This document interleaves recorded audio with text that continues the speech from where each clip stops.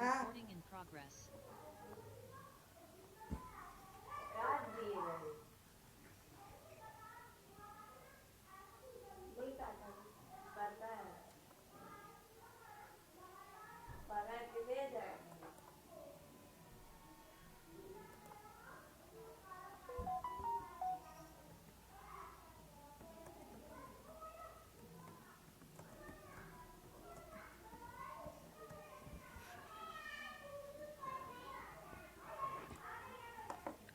Good evening सभी को नमस्कार।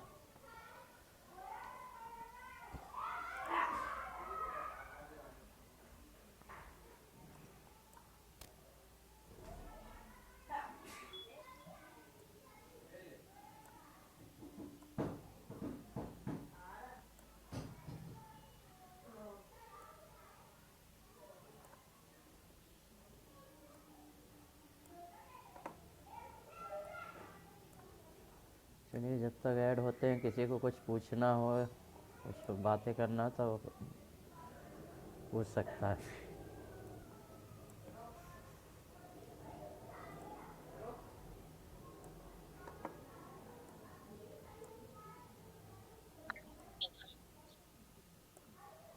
Good evening sir. हाँ, गुड इवनिंग।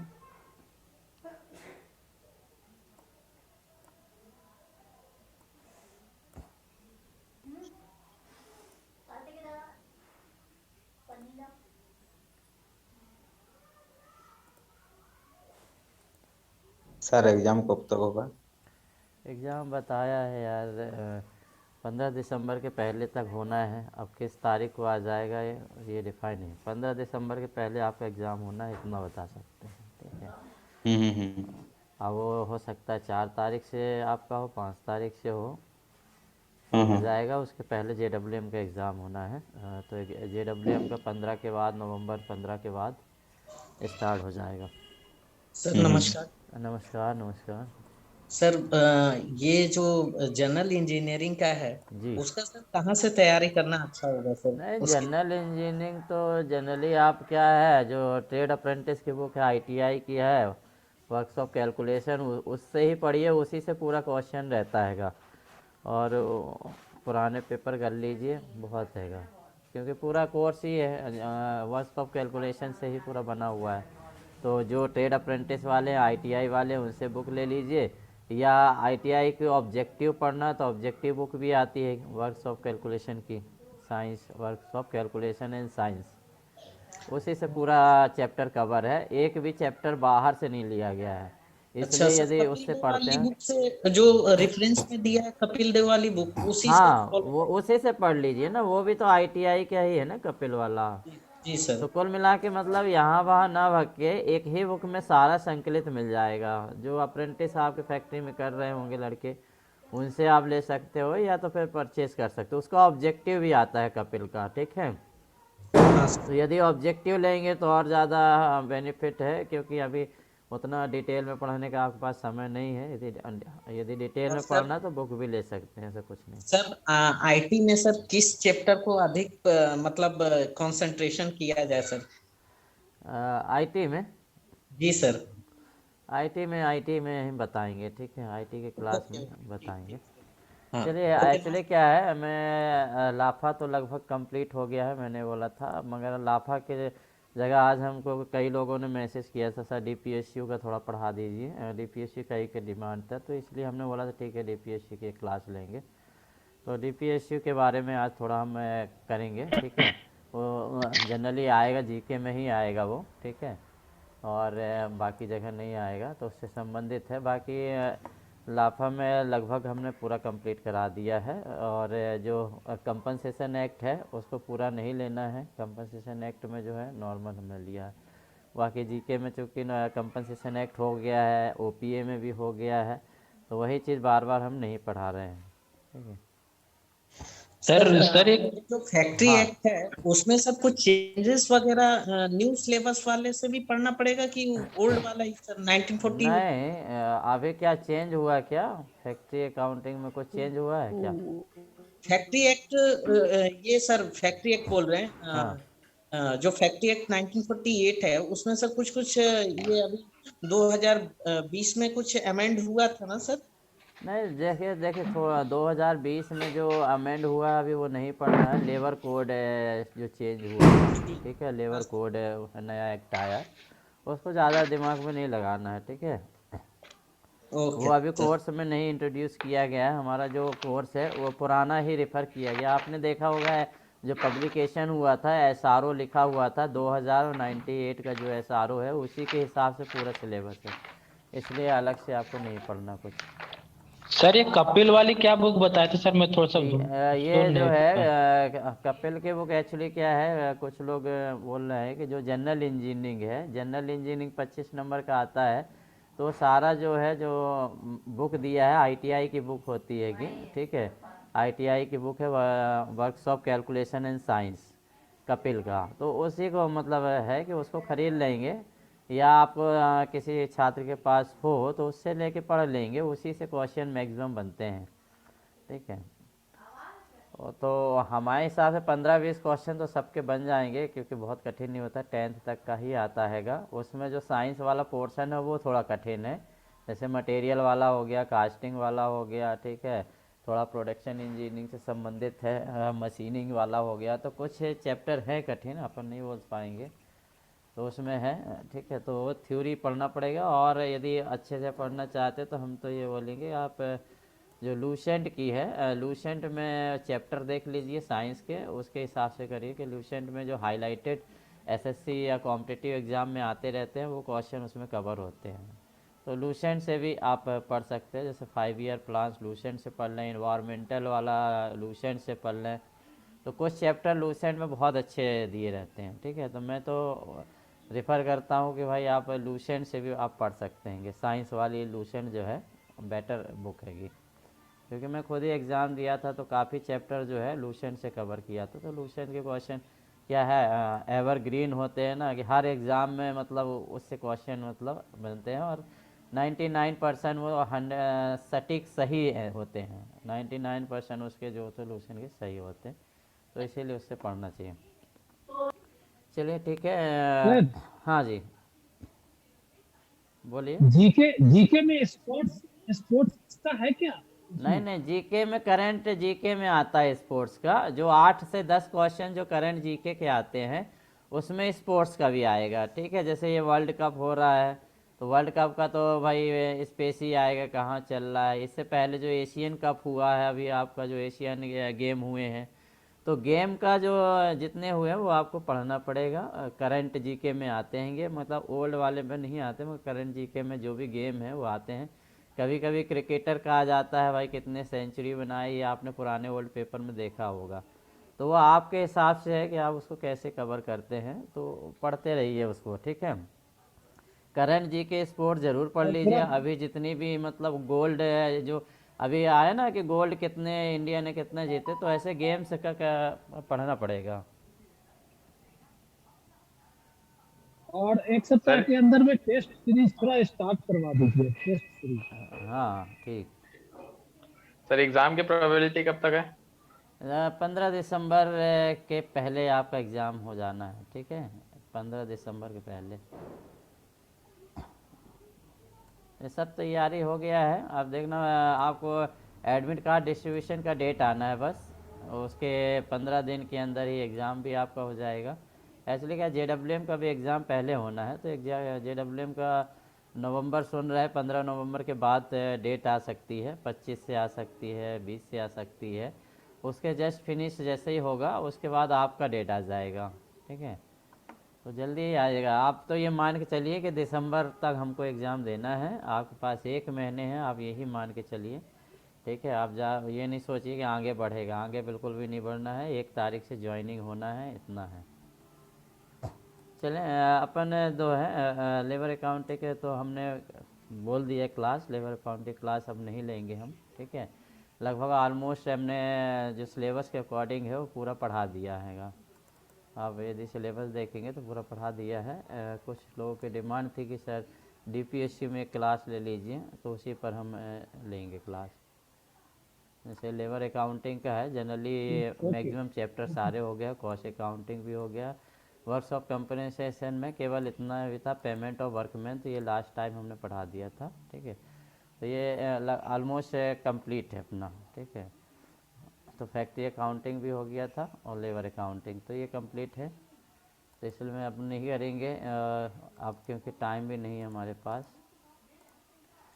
हाँ, थोड़ा अपन डीपीएससी के बारे में चर्चा करेंगे। कई लोगों ने क्लास अटेंड नहीं की है और डिमांड थी कि पीएसयू के बारे में सर एक क्लास ले लीजिए। हालांकि ऑनलाइन फैक्ट्री की हिस्ट्री भी हमने पढ़ाया था और इसके बाद, हाँ जी बोलिए, आवाज़ नहीं आ पा रही है, कौन बोल रहे हैं? सर फीस वर्क निकालना बता देंगे क्या एक बार? पीस वर्क तो यार आप ग्रुप में शेयर कर लो ना, जो प्रोडक्शन वाले हैं वो बता देंगे। ठीक है, बहुत इजी होता है वो सर तो ग्रुप बता में तो कोई किसी को कुछ भी नहीं बताता। हाँ जी, कोई किसी को बताते ही नहीं पीस वर्क निकालना। जी सर, कुछ भी कोई नहीं बताता है। देखिए, पीस वर्क का सिंपल फंडा होता है कि जो आउटपुट बटे इनपुट आवर्स होते हैं, ठीक है, और 100 कर इंटू कर दीजिए, तो आपके पास आउटपुट क्या है। मतलब आपको जैसे डेली 8 घंटे का काम देते हैं, 24 दिन फैक्ट्री लगा, तो 24 गुणित 8 घंटे का काम मल्टीप्लाई कर दीजिए, वो आपका इनपुट आवर्स हो जाता है कि इतना घंटे आप काम कर रहे हैं। अब उसके बाद आउटपुट आप कितना निकालते हैं वो रजिस्टर में लिखा रहता है। जैसे 180 दिन इनपुट हुआ और 180 दिन इनपुट हुआ और समझ लो 220 या 230 घंटे आपने काम किया, तो 230 घंटे ऊपर लिखिए और बाकी आप नीचे करके डिवाइड कर दीजिए और 100 से 100 से मल्टीप्लाई कर दीजिए, तो परसेंटेज जनरली आ जाता है कितने परसेंटेज है, फिर आपका वेजेस में मल्टीप्लाई होता है। सर ठीक है, वो हम बता देंगे ग्रुप में इनपुट उसका। आउट्स, हाँ ये इनपुट आउट्स -1 क्यों है फॉर्मूले में? आउटपुट अपॉन हाँ, इनपुट अब माइनस। -1 रहता है ना, इनपुट आवर्स से -1 करके करता है सर वो फार्मूला। गैंग पीस वर्क करके ले जाता है सर। हाँ, देखिए उसका हम भेज देंगे, ज़्यादा होगा तो। ठीक है, सर अभी जो हमें क्या, -1 रहता है वो गैंग गैंग पीस वर्क करके ले रहता है सर। अच्छा, गैंग पीस वर्कर के लिए -1 रहता है। आप एक बार डाल देना। हाँ ठीक, अभी जो मैं पढ़ा रहा हूँ उसी पर कंसंट्रेट कर रहा हूँ।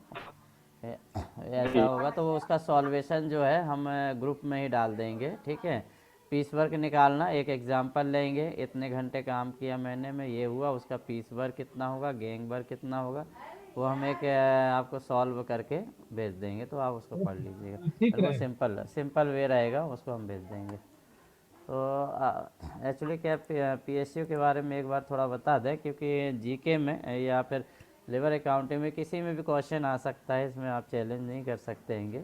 ठीक है, क्योंकि डीपीएसयू बनने के बाद जो है बहुत सारे चेंजेस जो आते जा रहे हैं, परंतु एग्ज़ाम जो हमारा कंडक्ट हो रहा है पुराने पैटर्न पे ही हो रहा है, परंतु क्वेश्चन जो है जीके में जो हमें रेज होगा, जनरल नॉलेज में आपको पीएसयू का ज़रूर रेज होगा। तो ये आपका विशेष ध्यान रखना है, वो क्वेश्चन कहाँ से आ सकता है वो कोई नहीं बता पाएगा। ठीक है, तो अपन जितना पढ़ेंगे हो सकता है उसी में से क्वेश्चन बन जाए, ये हमारा ऐसा, क्योंकि हमने जो समराइज़ किया है कुछ इंपॉर्टेंट तथ्य लिया हुआ है, उसको आपको याद करना पड़ेगा।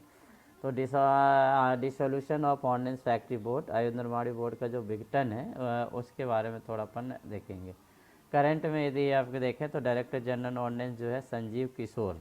ठीक है, ये आप याद रखिए। ठीक है, ये क्योंकि अभी करंट के हिसाब से ये पहला क्वेश्चन तो यही पूछ लेते हैं कि भाई अभी डायरेक्टर जनरल ऑर्डिनेंस कौन है। ठीक है सर, संजीव, हाँ जी सर ये संजीव किशोर जो अभी डीजी बने हैं, हाँ तो ये एवीएनएल के सीएमडी भी हैं, तो ये सीएमडी भी चेंज हुए हैं क्या एवीएनएल के?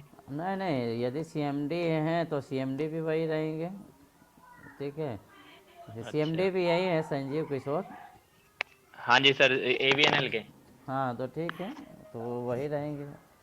तो इसको देखिए, ये करंट हैगा, जो भी करंट जीके हैं, और मैं ये भी बता दूं जो मेरे सेट लगा रहे हैंगे उसमें काफ़ी चीज़ मतलब थोड़ा जो करंट वाले हैं वो गलत भी हो सकते हैं, जो चेंज होते रहते हैं ना, जैसे आपका बहुत सारी चीज़ें होते हैं जो कौन क्या है। ठीक है, तो करंट में चेंज हो जाते तो आप उसको पढ़िए अच्छे से। जैसे भाई इंडिया का जो जज है, ठीक है, वो कौन है, या आप बहुत सा अटॉर्नी जनरल जो है वो कौन है, तो ऐसे मतलब जो क्वेश्चन देते हैंगे उसको एक बार ज़रूर क्रॉस चेकिंग कर लेना, ठीक है। क्योंकि जैसे तीनों सेनाओं का जो मुख्य है वो सर अभी चेंज हुआ था, अपने में पुराना ही चल रहा, तो कुछ लोग बोले पुराना है, तो वो ऐसी चीज़ों को आपको ही करेक्ट करना है। सर एक आध सेट हम लोग को भी टेस्ट ले लीजिए, जीके और एफएसपी का अच्छा, कभी। आपने नहीं मतलब दिया, सर ठीक है। एक टेस्ट सीरीज सर इसकी भी बना दीजिएगा, नहीं डिसोल्यूशन नहीं ऑफ ऑर्डिनेंस फैक्ट्री की। नहीं, बना हुआ है, इसका बना हुआ है, ठीक है। जो टेस्ट सीरीज में यदि जो ज्वाइन है तो उसमें जीके वाले में जाएंगे तो जीके पोर्शन में इसका भी बना हुआ है। जीके में एक्चुअली हमने सारा चीज़ कवर किया हुआ है, ओल्ड पेपर भी कवर किया हुआ है, न्यूली क्वेश्चन भी कवर किया हुआ, सारा है। चलिए एक बार इसको देख लेते हैं। डायरेक्टर जनरल जो है आप संजीव किशोर याद रख लीजिए, ठीक है। ऑथराइज्ड वेबसाइट जो है इसकी DDP-DO, कभी कभी वेबसाइट भी पूछ लेता है कि भाई डायरेक्टर मतलब DDO की मेन वेबसाइट कौन सी है, तो DDP मतलब इससे बहुत सारी जानकारी मिल जाएगी। और यदि आपको कुछ जानकारी चाहिए तो वहाँ से भी आपको मिल जाती है कि ये वेबसाइट से। तो department of defence production directorate of ordnance, तो ये वेबसाइट भी आप मतलब थोड़ा विजिट करते रहिए। यदि कुछ चीज़ नया पढ़ना है तो आप खुद भी विजिट करना पड़ेगा, क्योंकि सब चीज़ जो है ट्रांसपेरेंट होता है, वेबसाइट में होता है। अब यदि हम DDP लिखते हैं, DDP-DO, तो वो मैम मतलब ऑर्डिनेंस फैक्ट्री की है, ये अपने जो है ऑर्डिनेंस फैक्ट्री की ही वेबसाइट है, जो directorate of ordnance coordination and services. ये अभी क्या है, गवर्नमेंट के अंतर्गत में इसमें जो भी संस्थाएं काम कर रही समझ लो गवर्नमेंट कहलाएंगी। ये वाला डायरेक्टरेट ऑफ ऑर्डिनेंस की बात है, बाकी 7 DPSU का अलग है। तो यहाँ से आपको कुछ जानकारी आपको मिल जाएगी, जैसे ये हिस्ट्री थोड़ा बहुत यहाँ से जानकारी मिल जाएगी, हालांकि मैं पढ़ाऊँगा ही। और संजीव कुमार किशोर जो हैं ये आपके डायरेक्टर ऑफ ऑर्डिनेंस हैं, ठीक है। ये आपके सारे सिंबल हैं। तो एक वेबसाइट आप ये रेफ़र करेंगे और दूसरे मतलब DDP को, और एक जो आपको रेफ़र करना है DDP की करना है, डिपार्टमेंट ऑफ डिफेंस प्रोडक्शन की वेबसाइट। ये दो वेबसाइट हमेशा यदि आप अच्छे से नंबर लाना चाहते होगे, कि आप एडिशनल कुछ पढ़ना चाहते, कुछ अलग से एफर्ट लगाना चाहते हो, तो फिर आप ये वेबसाइट भी आप पढ़ सकते हो, ठीक है। तो इसमें बहुत सारे डिफेंस प्रोडक्ट जितने भी इंडिया में प्राइवेट कंपनियां हैं या फिर हम बोले सेंट्रल गवर्नमेंट की हैं, PSU है, सब के बारे में इसमें मतलब आपको जानकारी रहेगी, सारी जानकारी इसमें मिलेगी। अबाउट DDP जाएंगे तो जितना भी है सारा। तो 16 PSU हैं, 16 PSU के बारे में यहाँ पूरी जानकारी आपको मिल जाएगी, जो डिफेंस से संबंधित सामान बनाते हैं। यहाँ पर आपका ये सारे सभी का नाम होगा, ठीक है। डिफेंस प्रोडक्शन के 16 है, बाकी अदर चीज़ भी हैं। तो ये वेबसाइट भी आप दो रेफ़र करिए, हम बताएंगे DDP MOD। Good evening sir, थोड़ा सा देर हो गया। हाँ, ओके ओके। तो ये सर मेन दो में एक तो DDP हो गया और एक दूसरा DDP MOD। Ministry of defence. उसमें क्या है, प्रोडक्ट मिलेंगे, कोई कभी कभी प्रोडक्ट मिल लेता है ना कि ये जो है लेटेस्ट प्रोडक्ट या DRDO जो लेटेस्ट अभी डेवलप कर रहा है, बहुत सारी चीज़ आती है ना करंट GK में कि DRDO ने अभी डेवलप किया है फलाना वेपन्स। अब वो वेपन्स के बारे में आपने पढ़ा ही नहीं है, ना ही न्यूज़पेपर अपन देखते हैं, ना ही हम जर्नल्स देखते हैं। तो हमने वो बताया ना कि आपको क्या लेना है कि प्रतियोगिता दर्पण जो है 1 साल की जनवरी से जुलाई तक, जनवरी से जुलाई वाली, या तो फिर 2022-23 का जो है आपको प्रतियोगिता दर्पण रख लीजिए। उसमें आपको बहुत सारी हाईलाइटेड चीज़ रहती है, वो सारी चीज़ मिल जाती है। और बाकी नहीं लेना है तो सब ऑनलाइन में है, ठीक है। जो GK टुडे है, आप GK टुडे आप जो है वो रेफ़र करिए, उसमें साइड में लिखा रहता है डिफेंस रिलेटेड क्वेश्चन, तो डिफेंस में रिलेटेड क्वेश्चन कर लीजिए। तो ये आपका फर्स्ट स्लाइड हो गया। मेन इवेंट जो है अभी तक का जो आप याद करते हैं, और इस स्लाइड से एक क्वेश्चन हर बार बनता है, आपको मालूम होगा, ठीक है। ये यदि स्लाइड जिसको याद है समझ लो 1 नंबर तो वो पहले से ही अर्न कर लिया। ये 1801 से हमारा इवेंट शुरू होता है ऑर्डिनेंस फैक्ट्री का। Establishment of gun garage agency at Cossipore Kolkata 1801 में फर्स्ट इस्टेब्लिशमेंट हुआ था कैरिज एजेंसी कोसीपुर कोलकाता। परंतु प्रोडक्शन जो स्टार्ट हुआ हैगा 1802 में कोसीपुर में 18 मार्च 1802। ठीक है, इसीलिए हमारा जो है ऑर्डिनेंस फैक्ट्री डे जो है 18 मार्च को ही मनाया जाता है और 1802 ही हम काउंटिंग करते हैं। यदि इस्टेब्लिशमेंट किया जाए कि फर्स्ट इस्टेब्लिशमेंट कब हुआ था तो फिर 1801 में। यदि प्रोडक्शन यूनिट की बात की प्रोडक्शन कब से स्टार्ट हुआ था तो 1802 में। इसके बाद 1906 में फिर एक इवेंट होता है, the administration of Indian ordnance factory came under the separate charge of IG of ordnance factory. मतलब क्या है, इसके बाद फिर जो है आईजी ऑफ ऑर्डिनेंस फैक्ट्री के नाम से आपका ये आप ऑर्डिनेंस बना। मतलब ये अलग अलग एजेंसी है, किसके किसके पास गई, फिर एक मतलब समूह के पास आईजी जो मिलिट्री सर्विसेज होती है उसके पास ये चला गया। 1933 में जो इसका चार्ज जो है डायरेक्टर ऑफ ऑर्डिनेंस फैक्ट्रीज को दे दिया गया। ठीक है, डायरेक्टर ऑफ ऑर्डिनेंस फैक्ट्री। 1948 में फिर place under director control of ministry of defence.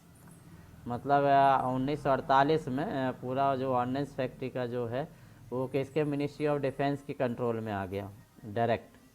उसके बाद 1962 में डीडीपी के अंतर्गत आ गया, मिनिस्ट्री ऑफ डिफेंस के अंतर्गत एक नया सेटअप बनाया गया। ठीक है, जिसे डीडीपी बोला जाता है, defence department of defence production was setup ministry of defence.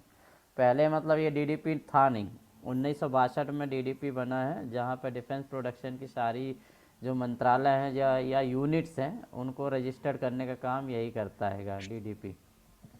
इसके बाद 1979 में अपना वो बना था ऑर्डिनेंस फैक्ट्री बोर्ड की स्थापना। यदि बोले कब हुआ था तो 2 अप्रैल 1979 को ऑर्डिनेंस फैक्ट्री बोर्ड की स्थापना हुआ था, OFB। ठीक है, अब OFB डिसॉल्व हो गया, ख़त्म हो गया है। तो 2021 में नया इतिहास, ordinance factory board dissolve and converted 7 DPSC from 1 अक्टूबर 2021 से ऑर्डिनेंस फैक्ट्री का। तो ये मेन इवेंट है, ये इवेंट हमेशा सभी को याद होना चाहिए। यदि ये स्लाइड याद होती है तो 1 नंबर डेफिनेट है कि उसको एग्ज़ाम में वो कवर्ड होते हैं और कई साल ये पूछे गए होंगे। ठीक है, जिसमें से 1962 कई बार पूछा गया है, 1801 पूछा गया है, 1806 हो गया और इस बार आपको पूछने वाला है ये। ठीक है, इस बार डेफिनेट है कि आपका जो अपॉइंटेड डेट है आफ्टर डिसॉल्वेशन ऑफ OFB, तो अपॉइंटेड डेट पूछेगा तो 1 अक्टूबर 2021 आपको ये लिखना है। चलिए थोड़ा इतिहास इसका देख लेते हैं, कुछ विशेष डेट जो आपको याद रखना है। Director of ordnance and coordination and service जो है एक समझ लो OFB का नया नाम हो गया। ये मान के चलिए कि ऑर्डिनेंस फैक्ट्री का कन्वर्ट हुआ और आपका नया नाम जो हो गया डायरेक्टरेट ऑफ ऑर्डिनेंस। पहले आपका ऑर्डिनेंस फैक्ट्री बोर्ड था, उसका नया नाम हो गया आपका directorate of ordnance coordination on services. ठीक है, ये आपका OFB से एक नया नाम आया, पहले OFB था, OFB का आप नया नाम आप बोलोगे ये। ठीक है, तो ये इसका न्यू कब रखी गई थी तो in the decision of union cabinet 16 जून 2021 की कैबिनेट की जो मीटिंग हुई थी उसमें डिसाइड किया गया था कि जो ऑर्डिनेंस फैक्ट्री है 41 प्रोडक्शन यूनिट को कॉर्पोराइज किया जाए। ठीक है, has decided to corporatise the function of the 41 production unit ordnance factory of the ordnance factory. तो आपको ये एक डेट अच्छे से याद रखना, बहुत अच्छे से। ठीक है, इसको भूलना नहीं है कि ये डेट आपसे पूछेगा कि ऑर्डिनेंस फैक्ट्री का डिसॉल्वेशन का जो डिसीजन है इंडियन यूनियन कैबिनेट के द्वारा कब लिया गया था। आपको आएगा 15 जून, 1 अक्टूबर, 15 अक्टूबर, ऐसे मतलब अलग अलग डेट करके आएगा। तो एक ये डेट आपको याद रखना है जहाँ पे मतलब न्यू रखी गई थी। ठीक है, जहाँ पर आप डिसाइड कर लिया गया था कि भाई ये जून में मतलब अपन को कॉर्पोराइज करना है। फाइनल मोहर मतलब यहाँ पर एक प्रकार से मोहर लग चुकी थी, फाइल में साइन हो गए थे कैबिनेट मंत्री के पूरे।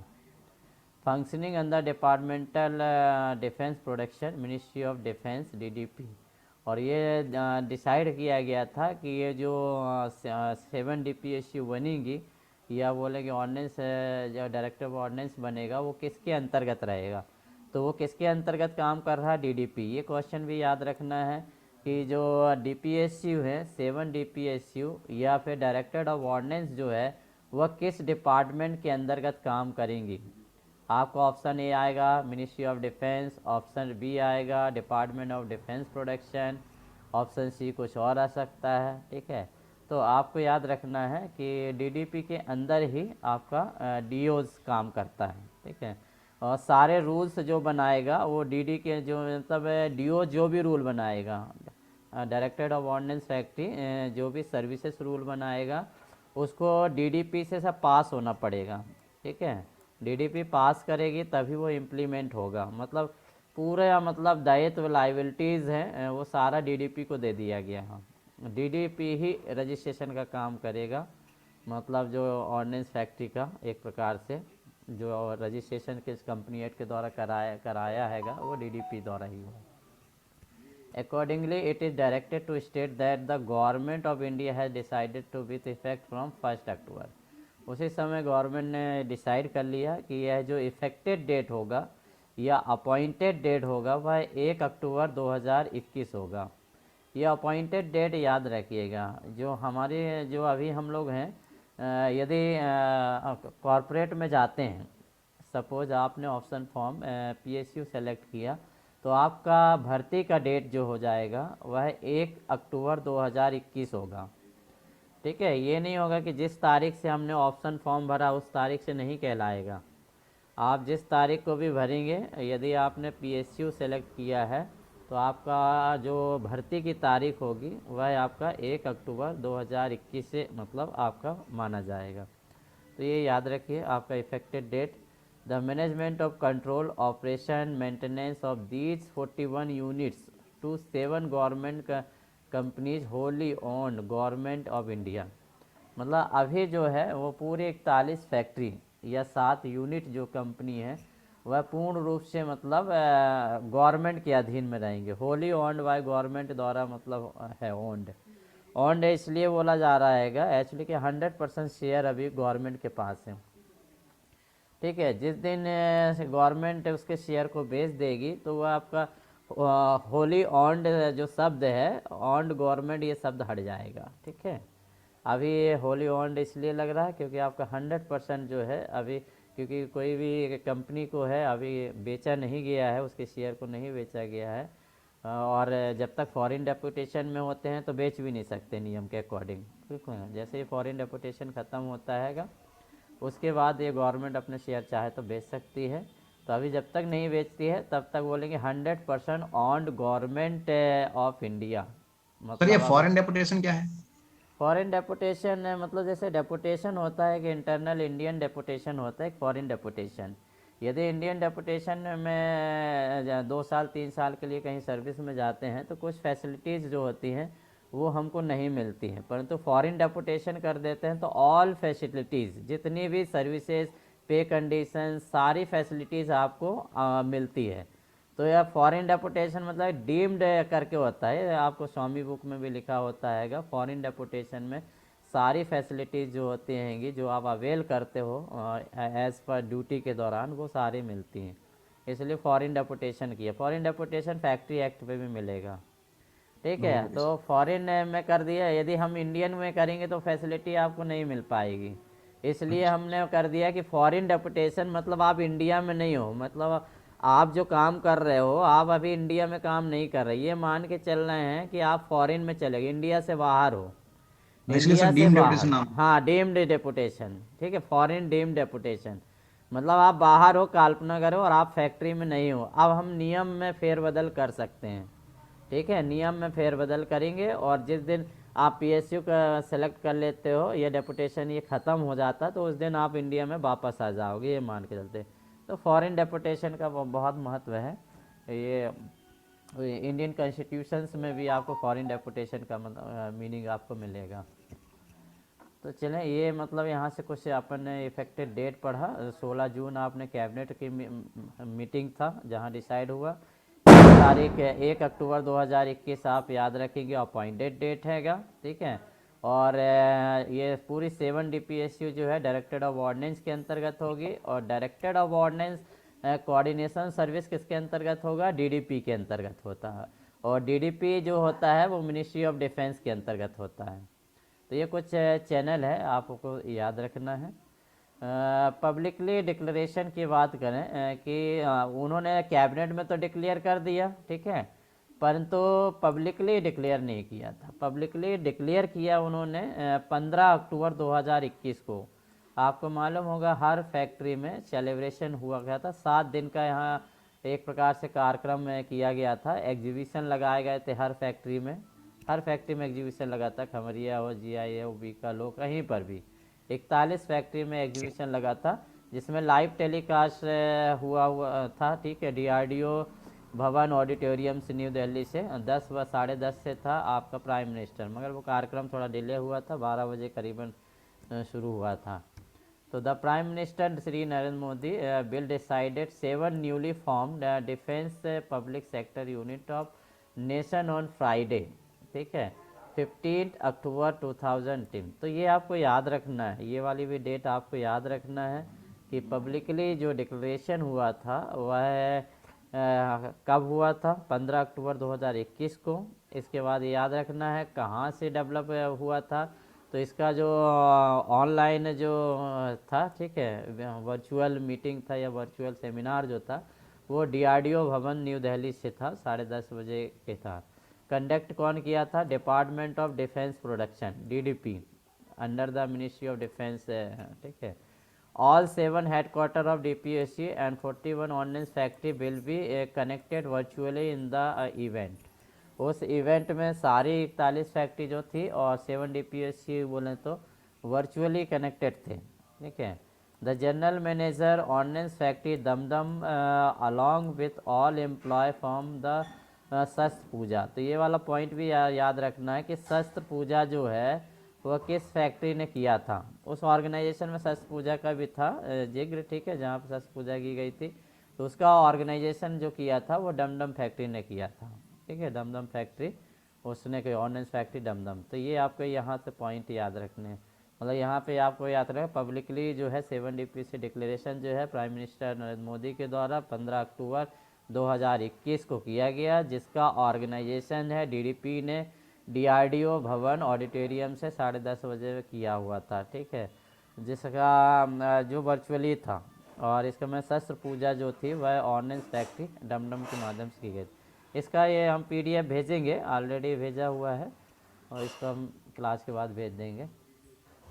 DPSC 7 यदि हम बोलें तो आपको याद भी रखना है 7 DPSC के नाम, munitions India limited MIL, armoured vehicle Nigam limited अवनल, इसके बाद advance weapons and equipment India limited अवेल, और troop comfort limited TCL, Yantra India limited एल, इंडिया ऑप्टेल लिमिटेड OPL और ग्लाइडर इंडिया लिमिटेड जेल। ये 7 यूनिट हैं, ठीक है, जिसे आपको याद रखना है। हालांकि जो जिस फैक्ट्री में उसका याद रहता है, दूसरी फैक्ट्री का याद नहीं रहता, मगर मैं ये बता दूं आपका GK में इसी से क्वेश्चन बनेगा कि कोई फैक्ट्री बोल देगा, जैसे GCF फैक्ट्री जो है वह किस यूनिट में आती है, किस DPSC यूनिट में आती है। तो आपको अपनी फैक्ट्री का तो सारा मालूम होगा, ये जो मिल वाले होंगे मिल के सारी यूनिट के नाम मालूम होंगे, ठीक है, अवेल वाले को मालूम होंगे, परंतु आपको यहाँ थोड़ा मेहनत करना पड़ेगा। 1 नंबर यही देगा, जो अभी हम बताएंगे 1 नंबर आपको यही देगा और 100% क्वेश्चन आना है, इसलिए बिल्कुल रट्टा मारना पड़े, रट लेना पूरा। मुनीशन ऑफ इंडिया लिमिटेड के अंदर कौन कौन सी फैक्ट्रियाँ हैं, आर्म्ड व्हीकल निगम के कौन कौन सी हैं, सारी यूनिट आपको रटना पड़ेगा, इससे क्वेश्चन आपको बनना ही है निश्चित। अभी आगे पढ़ेंगे उसके बारे में कौन कौन सी फैक्ट्री है। तो यहाँ पर जो है एक कॉन्ट्रैक्ट के बारे में हम थोड़ा देखेंगे, कॉन्ट्रैक्ट से भी क्वेश्चन हमारे हिसाब से बन सकता है, इसलिए हमने कॉन्ट्रैक्ट लिया।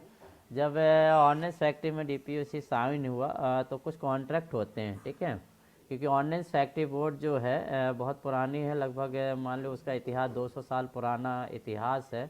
अब 200 साल पुराना इतिहास, तो उसमें बहुत सारे डॉक्यूमेंटेशन होते हैं। तो गवर्नमेंट ऑफ इंडिया और OFB जो करंट रहता है, जैसे करंट क्या है, लास्ट टाइम था OFB, तो OFB और गवर्नमेंट इंडिया के बीच जो होता है कॉन्ट्रैक्ट साइन किए जाते हैं। एक प्रकार से कॉन्ट्रैक्ट होता है कि अब जो है ये गवर्नमेंट की जो यूनिट OFB कहला रही थी, अब इसको हमको क्या है सुपुर्द करना है 7 DPSU में। ठीक है, 7 DPSU में करना है तो बहुत सारी लाइबिलिटीज़ होती है, मतलब कई उधारियाँ चलती हैं। ठीक है, कुछ लैंड होते हैं, संपत्ति होते हैं, असेट्स होते हैं, तो वो असेट्स का निपटारा पहले से ही करना पड़ता है, कॉन्ट्रैक्ट में करना पड़ता है कि कितनी टोटल ज़मीन है, कितनी बिल्डिंग है, कितनी यूनिट्स है, कितना आपके पास क्या चल अचल संपत्ति है, और वह जब डिसॉल्व होगा वो भी तो वो संपत्ति किसके पास जाएगा। ठीक है, तो इस प्रकार का कॉन्ट्रैक्ट हुआ है, उस कॉन्ट्रैक्ट के हिसाब से कुछ पॉइंट अपन ने यहाँ लिखा हुआ है, तो उसी पॉइंट को देखना है। ठीक है, मतलब collectively new DPSC in respect of, मतलब जो 7 DPSC बनाई गई है तो उनको क्या किया गया है, एक प्रकार से पहले ये देखा गया है कि प्रोडक्शन एक्टिविटी वाली फैक्ट्री कौन कौन सी है, कौन कौन सा प्रोडक्शन एक्टिविटीज़ वाली है और नॉन प्रोडक्शन एक्टिविटीज़। मतलब अपने ऑर्डिनेंस फैक्ट्री में 41 फैक्ट्री हैं प्रोडक्शन से रिलेटेड है, परंतु जो उसके अलाइज हैंगे जैसे वो फिल है, मार्केटिंग डिपार्टमेंट है, क्वालिटी से संबंधित है, तो ऐसे कई डिपार्टमेंट है ना अपने अलग भी जो प्रोडक्शन नहीं करते हैंगे। तो जो प्रोडक्शन नहीं करते हैं उनको वही बोला आइडेंटिफाई करिए, तो उनको बोला नॉन प्रोडक्शन एक्टिविटीज़ वाली जो यूनिट्स हैं उसको अलग करिए, और जो प्रोडक्शन एक्टिविटीज़ अलग हैं। तो प्रोडक्शन एक्टिविटीज़ में जैसे प्रोडक्शन ऑफ आर्म्स हो गया, एम्यूनिशन हो गया, वेपन्स हो गया, व्हीकल्स हो गया, डिफेंस इक्विपमेंट हो गया या नॉन डिफेंस इक्विपमेंट है, तो इसके हिसाब से 7 DPSC बना दी गई। ठीक है, 7 DPSC बनाने के बाद उन्होंने देखा नॉन प्रोडक्शन एक्टिविटीज़ वाली भी हैं, तो उसकी लिस्ट हम आगे देखेंगे। एनेक्सर A में सम्मिलित है, जो फिल है ना, वो फिल हो गया, मार्केटिंग सेल हो गया, ऐसे मतलब कई हैं, लगभग 16 वो हो गया, और 24 स्कूल हो गए। स्कूल भी है ना, अपने फैक्ट्री के स्कूल हैं, फैक्ट्री के हॉस्पिटल हैं, ठीक है, ओफिल है, तो ये इतनी सारी यूनिट हैं, ये किसके में जाएंगी। 7 DPSC बनाया है तो किस DPSC में कौन सा यूनिट रहेगा नॉन प्रोडक्शन एक्टिविटी, तो ये भी कॉन्ट्रैक्ट में शामिल हुआ कि भाई उसका एनेक्सर बनाया गया कि फ़लाना स्कूल जो है यहाँ रहेगा। ठीक है, हॉस्पिटल, ओएफिल, ये सब का डिसाइड हुआ।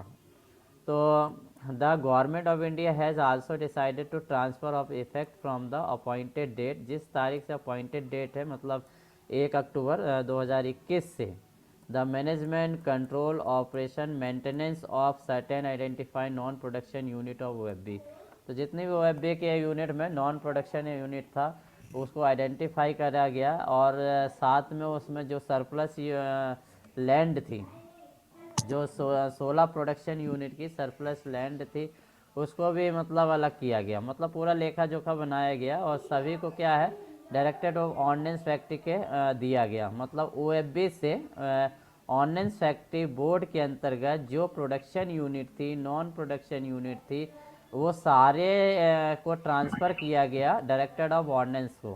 ठीक है, और एक एनेक्सर B बनाया गया जिसमें पूरा लिख दिया गया कि कौन सा जो आपका यूनिट है वो किस में जाएगा, किस PSU में कौन सा यूनिट जाएगा, ये पूरी एक टेबल बनाई गई जिसे एनेक्सर B में रखा गया। ये आपको आगे अपन पढ़ेंगे। ठीक है, ये थोड़ा इतिहास जानना है। साउंड बंद रखें, किसी का चालू है।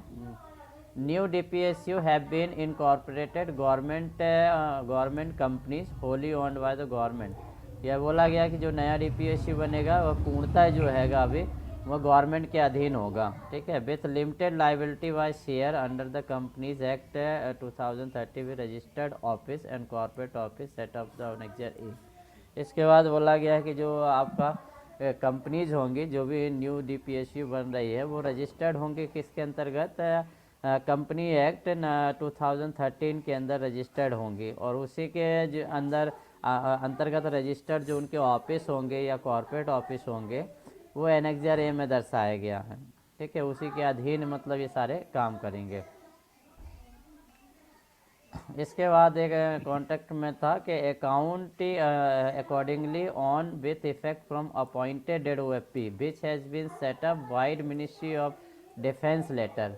तो अभी हमने ये इवेंट बताया था कि एक इवेंट था जिसमें 1979 में OFB फैक्ट्री बना था, OFB के अंतर्गत ऑर्डिनेंस फैक्ट्री आ गई थी। तो ये एक लेटर था जिसके अंतर्गत OFB का गठन हुआ था।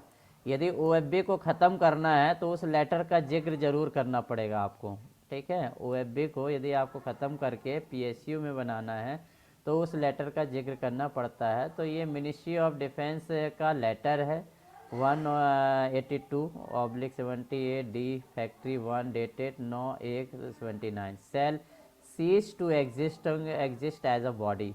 मतलब उसको क्या किया, सीज कर दिया, मतलब इस लेटर को नल और अवॉइड कर दिया कि भाई ये नल अवॉइड हो गया है, अब ये जो है इसका महत्व नहीं रहेगा, ठीक है। इसको सुपरसीड कर लेगा, जो भी नया वाला लॉज आएगा इसको सुपरसीड कर लिया। तो इसके बाद सुपरसीड जो हो गया वो 1 अक्टूबर वाला हो गया, 1 अक्टूबर 2021, वो आपको इसको सुपरसीड कर लिया। The government of India has decided to transfer all assets and liability, जितनी भी असेट्स थी और लाइबिलिटीज़ थी सब OFB से 7 न्यू DPSU में ट्रांसफ़र करने का आदेश दे दिया गया, ठीक है। एनेक्सर A और B रहेगा, और किस डेट से, अपॉइंटेड डेट से। अपॉइंटेड डेट हमेशा याद रखिए 1 अक्टूबर 2021। अब जब हो गया the transfer assets and liability to the new DPSU and directed will be subject to the following terms and condition.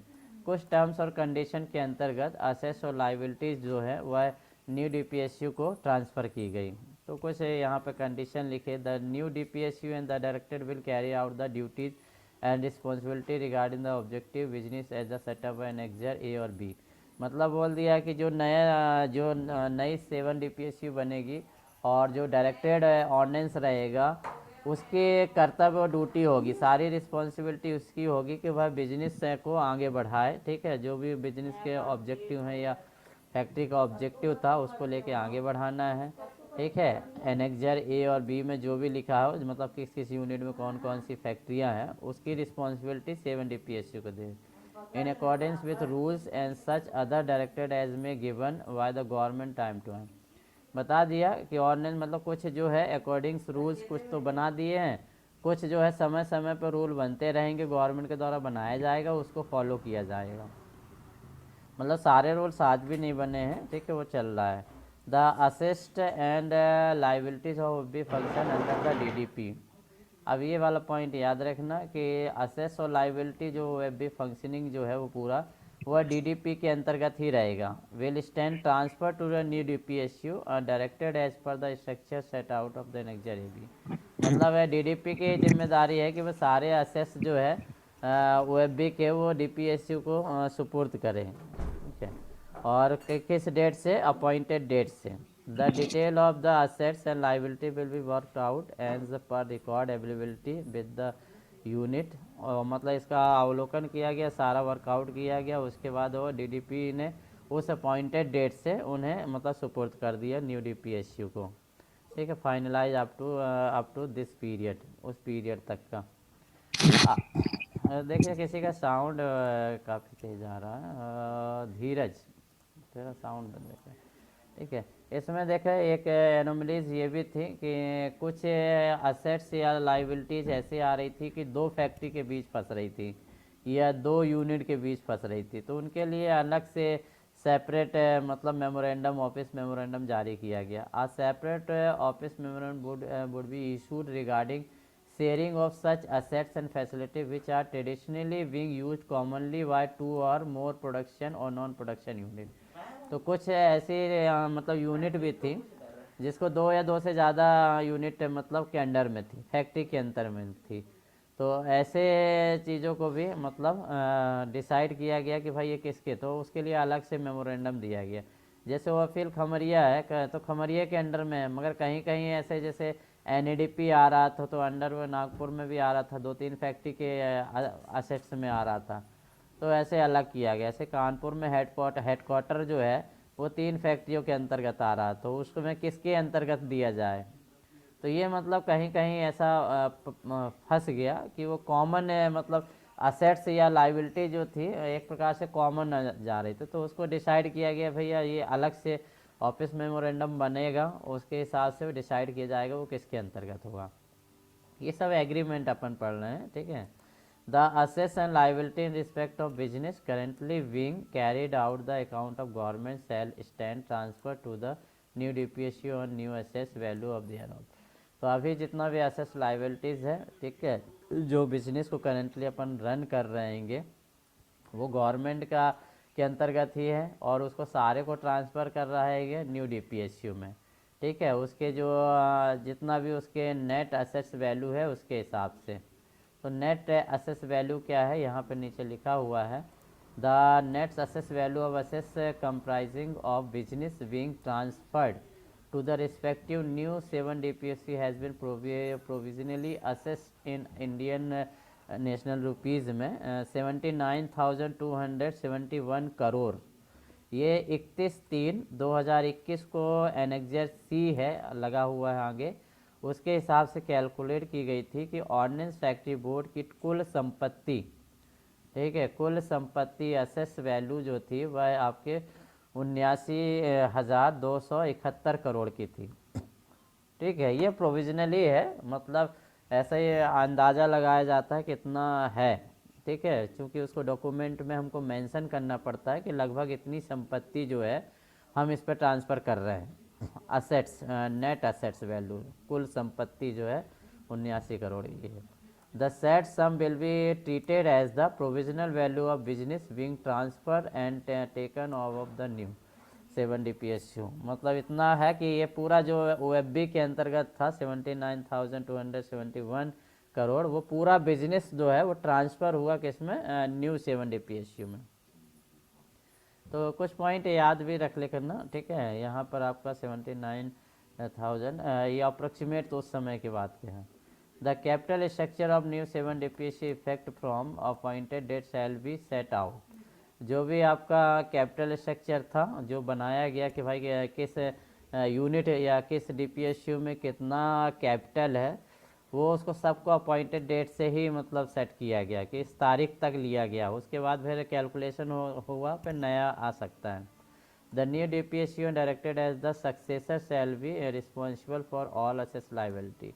इसके वो बात बोल दिया कि आगे जब है जो न्यू 7 DPSC बन रही है, डायरेक्टेड बन रही है, तो एज अ सक्सेसर मतलब आगे की सारी रिस्पॉन्सिबिलिटी जो होगी इन्हीं की होगी। जो 7 DPSC होंगे या डायरेक्टेड ऑफ ऑर्डिनेंस होगा वो पूरी रिस्पॉन्सिबिलिटी इसकी लेगा, जितनी भी असेस और लाइबिलिटीज़ है, ठीक है। Satisfactory execution of all agreement, contract और obligation in force which parent success, ये कुल मिला के एग्रीमेंट की बात हो रही, ठीक है। ये भी The new DPSU and directorate shall be responsible for honoring of performing all respective contract agreement and shall be liable of any default or delay or non performance। मतलब इसमें बोल दिया यदि किसी प्रकार की गड़बड़ी होती है कॉन्ट्रैक्ट में या फिर कोई डिले होता है तो इस सारी की जिम्मेदारी जो होगी न्यू डीपीएसयू या डायरेक्टरेट ऑफ ऑर्डिनेंस की होगी। इसलिए इनके ऊपर पूरा भार है कि यही पूरा मतलब फॉर्म कर रहे हैं जो भी रूल्स रेगुलेशन बनाना है, या फिर ये भी दे दिया है कि लैंड का या जो असेट्स है वो अपने हिसाब से यूज कर सकते हैं, उसमें फुल पावर मतलब उन्होंने कॉन्ट्रैक्ट में ही दे दिया है कि जो CMD है वह अपने अधीन जितनी भी उसके पास असेट्स है वह उसका यूटिलाइज़ कर सकता है, ठीक है, जैसा चाहे यूटिलाइज। तो कई फैक्ट्रियाँ कर भी रही हैंगी कि रेंट में दे रही हैंगी, ठीक है, अपना अलग से मतलब नया रूल्स रेगुलेशन बना रही हैं स्टेट का, तो वो सारा चीज़ कर सकते हैं। DDP shall be sole arbiter resolving any issue। तो ये याद रखना है कि जो इम्प्लीमेंटेशन हो रहा है, ठीक है, PSU के इम्प्लीमेंटेशन होने के बाद यदि कोई भी मैटर ऐसा आता है मतलब कोई भी इश्यूज आता है तो उसका आर्बिटर जो बनाया गया है वो DDP को बनाया गया है। मतलब जैसे अभी अपन लड़ाई लड़ रहे हैं कि भाई हमको कॉर्पोरेटाइज मंजूर नहीं है, ठीक है, निगमीकरण रद्द करो, ठीक है, तो ऐसा यदि डिसीजन निगमीकरण रद्द करने का डिसीजन लेगा तो वह DDP ही लेगा। मतलब DDP ही को पूरा है कि कोई किसी भी कंडीशन में या 7 DPSC में आपस में लड़ाई हो गया, ठीक है, लाइबिलिटी या असेस को लेकर, तो उसका सुलझाने का काम आपका DDP होगा। तो आर्बिटर जो बनाया गया है वो DDP को बनाया गया है, डिपार्टमेंट ऑफ डिफेंस प्रोडक्शन, ठीक है, ये भी पॉइंट याद रखेंगे। This order will come into effect from 1 अक्टूबर 2021। तो ये जो अपन ने कॉन्ट्रैक्ट पढ़ा है, जो ऑर्डर है, ये छोटा कॉन्ट्रैक्ट है, 19 पेज का कॉन्ट्रैक्ट है, हमने पूरा नहीं लिया हुआ है। 19 पेज के कॉन्ट्रैक्ट में कुछ हाईलाइटेड चीज़ जो अपन ने मतलब लिया हुआ जो हमारे हिसाब से लगा कि वो इम्पोर्टेंट है। बाकी कॉन्ट्रैक्ट जो है आपका पब्लिश है, नेट में भी आपको मिल जाएगा पूरा। तो मतलब 1 अक्टूबर से जितना भी कॉन्ट्रैक्ट है वो लागू हो जाएगा। Compliance record regarding implementation of upper set decision directive would be submitted DDP by the DPSC directive by 31/12/21। मतलब 1 अक्टूबर को लागू हुआ, उसके बाद 31/12 तक को डेडलाइन दे दी गई है कि सारे जो डीपीएसयू हैं डायरेक्टेड हैं वो अपने इस एग्रीमेंट को इम्प्लीमेंट करें मतलब पीएसयू रूल लागू करें। कुल मिला के उन्होंने बोला कि भाई नहीं, यह पीएसयू हो गई है, इसको आपको करना है। 2 महीने में सारे डॉक्यूमेंट उन्होंने चेंज किए, जहाँ जहाँ आपके गवर्नमेंट का यूज कर रहे थे वो शब्द हटाया गया, ठीक है। मतलब जो नया डीपीएसयू का नाम है वो यूज़ किया गया, वो सारा चीज़ मतलब 2-3 महीने में आपको ये क्लियर करना था। तो ऑलमोस्ट 2 महीने में सभी डॉक्यूमेंट चेंज कर दिए गए। फैक्ट्री में जहाँ 3 शेर थे, आप देखे सेंट्रल गवर्नमेंट के जो चिन्ह थे उनको हटा दिया गया था। तो सारा चीज़ मतलब क्या है, उन्होंने 2 महीने का टाइम दिया कि पूरा आपका डीपीएसयू का जो एग्रीमेंट है उसको इम्प्लीमेंट करना है। 2 महीने में ये पूरा एग्रीमेंट जो है इम्प्लीमेंट हो गया। अब थोड़ा डीपीएसयू के बारे में डिटेल में थोड़ा देखते हैं। एम्यूनिशन ऑफ इंडिया मतलब ये आपकी 7 कंपनीज़ हैं। अभी इनको कंपनी बोल रहे हैं, अपना जो नया एक्ट होगा उसमें हमें कंपनी बोलना है, ऑर्डिनेंस फैक्ट्री नहीं बोलना। फैक्ट्री शब्द हट जाएगा, ठीक है, फैक्ट्री शब्द हट जाएगा। और जो फैक्ट्री एक्ट 1948 तो रहेगा, कुछ शब्दावली जो होंगे उसमें यूज नहीं होंगी, जो कंपनी एक्ट से भी चलेंगी। कंपनी एक्ट 2013 से भी बहुत सारी चीज़ चलेंगी, उसी के हिसाब से होगा। जैसे अकाउंटिंग सिस्टम जो होगा हमारा कंपनी एक्ट का आ जाएगा। तो कंपनी एक्ट में जो है ई कमर्शियल ई कॉमर्स का यूज होता हैगा, तो उसके हिसाब से वो चलेगा।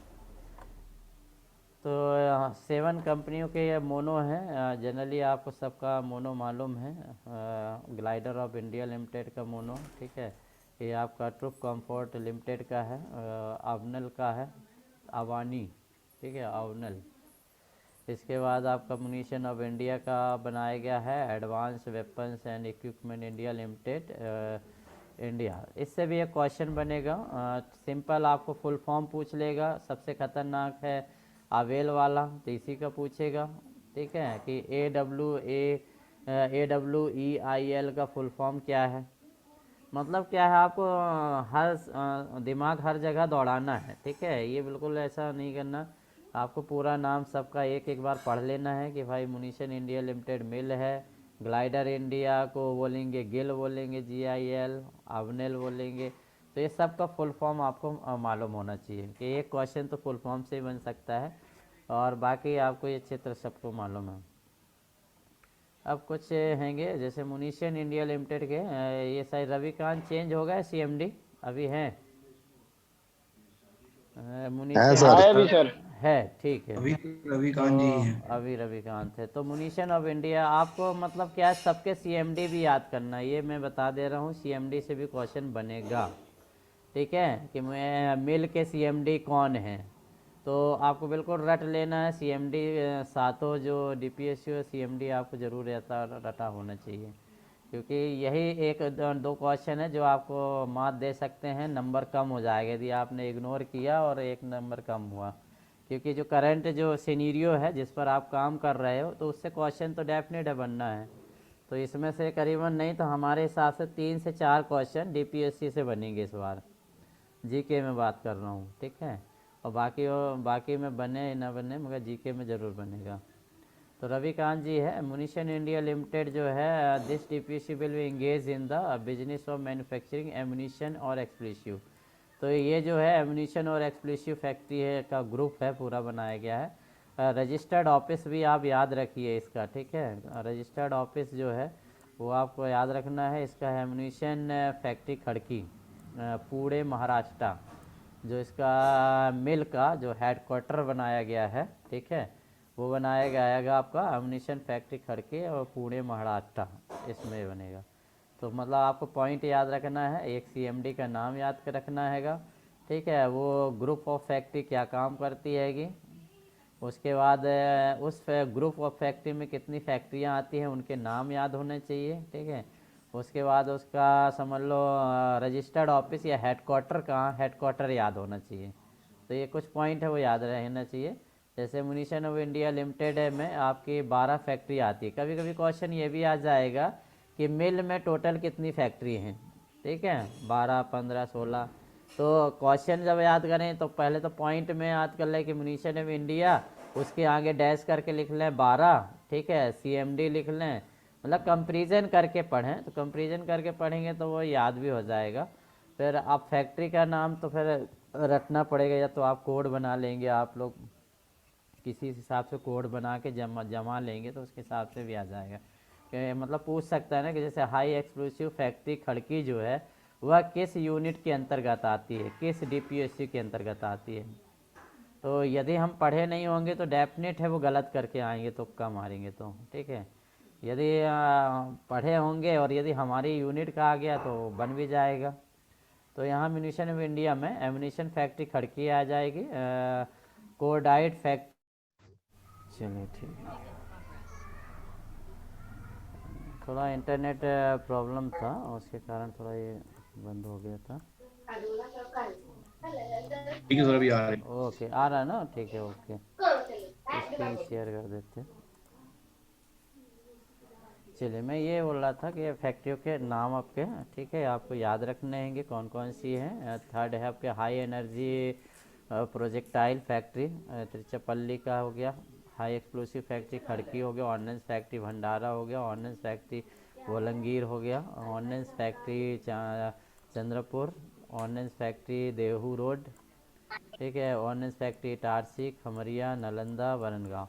इसमें 12 फैक्ट्री, मतलब आपको ऐसे याद करना है कि पहले तो फैक्ट्री लिख लीजिएगा, ठीक है, शॉर्ट फॉर्म लिख लीजिएगा। उसके बाद उसके अंदर कितनी फैक्ट्री आती है उसका CMD, मतलब एक रफ बना लीजिए, क्योंकि याद करना है आपको, परीक्षा देना है आपको, तो आप जिस हिसाब से अच्छे से याद कर सकते हैं वो करिएगा। मतलब कोशिश करिए कि इससे मिस ना हो, क्योंकि एक क्वेश्चन 100% आना है, वो आपको भी लग रहा होगा कि ज़रूर किसी न किसी फैक्ट्री का पूछ लेगा, और पूछेगा वो किस फैक्ट्री के अंतर्गत आता है, डेफिनेट है पूछेगा ही, ठीक है। क्योंकि यदि मैं पेपर बनाऊँ, यदि कोई भी बनाएगा, तो उसको यदि बोल दिया, उसको भी मालूम होगा कि भाई अब ये 7, उसको बता दिया जाएगा कि 7 DPSC बन गई है, इसके अंतर्गत ये फैक्ट्री है, इसमें ये CMD है, उसको सब लिस्ट मालूम होगा। तो वो क्वेश्चन इसमें बनाना ही है उसको, और कोशिश करेगा ज़्यादा क्वेश्चन हो सकता है कि आपको 6-7 क्वेश्चन इसी के मिल जाएँ, तो फिर पछतावा हो जाएगा यार 6-7 क्वेश्चन बना दिया इसका, ठीक है। तो मैक्सिमम जितना हो सके सफिशिएंट, जो आपको लगता है तो वो तो कर ही लेना है, ठीक है। इसके बाद जो है आर्म्ड व्हीकल फैक्ट्री अवनल। अवनल में CMD जो है संजीव किशोर, यही बोल रहे थे, ये आपके सीनियर के कारण डायरेक्टर ऑफ ऑर्डिनेंस भी हैं, और अवनल के CMD भी अभी यही हैं, ठीक है। तो ये भी क्वेश्चन पूछ सकता है कि ऐसा कौन सा CMD है, ठीक है। तो डायरेक्टर ऑर्डिनेंस का भी है, या डायरेक्टर ऑर्डिनेंस का जो डायरेक्टर ऑफ ऑर्डिनेंस जो है, ठीक है, DGO है, तो DGO जो है वो किस फैक्ट्री का CMD भी है, क्वेश्चन पूछ सकता है, ठीक है। तो आपका अवनल का है। तो जनरली इसमें व्हीकल से संबंधित है। Armed vehicle Nigam limited, this DPSC will be engage business of manufacturing of vehicle. तो ये जो है व्हीकल से संबंधित रहेगा ग्रुप। तो क्वेश्चन ये भी हो सकता है एम्यूनिशन फैक्ट्री का ग्रुप कौन सा है, व्हीकल फैक्ट्री का ग्रुप कौन सा है, ठीक है। तो इस टाइप से वर्क के हिसाब से भी क्वेश्चन आपके बन सकते हैं। इसका रजिस्टर्ड कॉर्पोरेट ऑफिस जो है आपका heavy vehicle factory road SBF, ठीक है। फिर आपका बहुत बड़ा नाम है, भक्तावत्सलपुरम, साउथ का शायद है, अवाडी, चेन्नई, तमिलनाडु, इंडिया। तो ये आपका इसका रजिस्टर्ड ऑफिस रहेगा। आर्म्ड व्हीकल निगम लिमिटेड अवनल के अंतर 5 फैक्ट्री आती हैं। तो ये भी क्वेश्चन बन सकता है कि अवनल के अंतर्गत कितनी फैक्ट्रीज आती हैं, ठीक है। तो 5 फैक्ट्री आती है। Engine factory Avadi, heavy vehicle factory Avadi 2 हो गया, और इसके बाद machine tool prototype factory Ambernath, ordnance factory Medak, और व्हीकल फैक्ट्री जबलपुर, ठीक है। व्हीकल से संबंधित ही आपकी हैं। तो ये सेकंड है जो व्हीकल फैक्ट्रीज हैं, 5 हैं। इसके बाद है advance weapons and equipment India limited, जिसे आवेल बोलते हैं शॉर्ट में। इसके CMD हैं आपके राजेश चौधरी जी, ठीक है। Advance weapon equipment India limited, this DPSC will be engage the business of manufacturing weapons और इक्विपमेंट।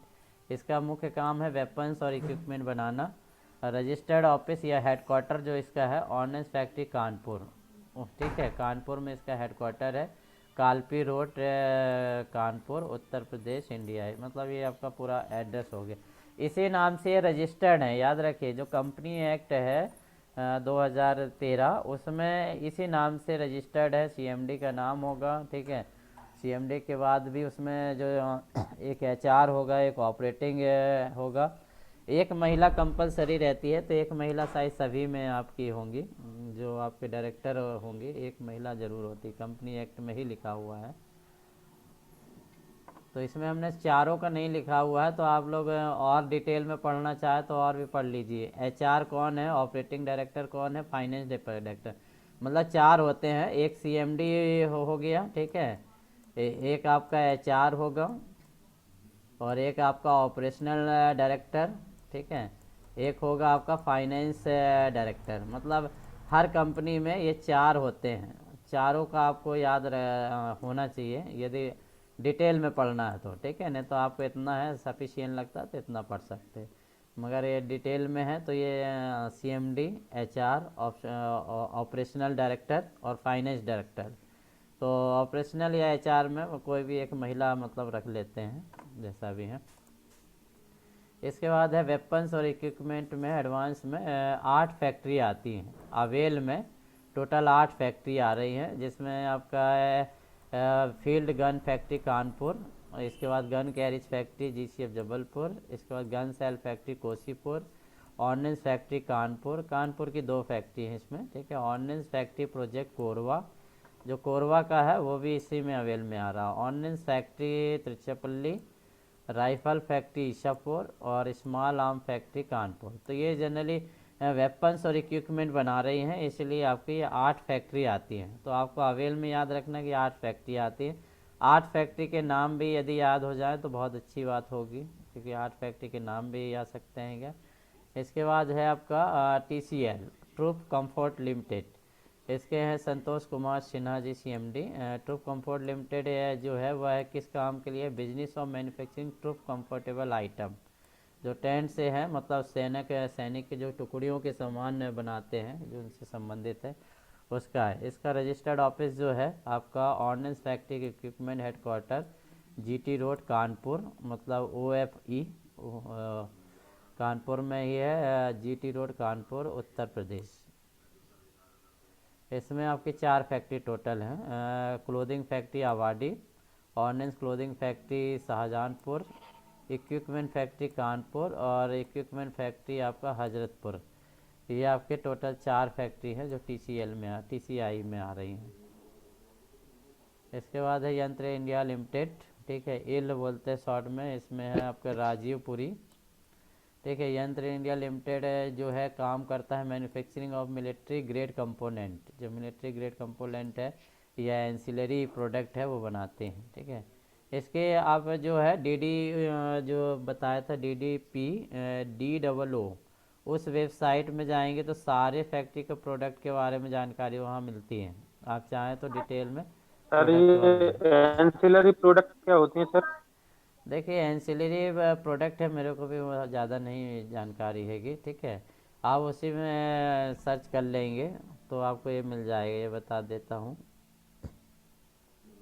जो ये DDP का वेबसाइट है, जो सर हाँ मूविंग चीजें रहती है उनको एंसिलरीज बोलते अच्छा, हाँ तो वही हो गए। तो इसका हैं, मूवेबल जो रहती DDP DOO यहाँ पे जाएंगे तो प्रोडक्ट के बारे में भी आपको मिल जाएगा।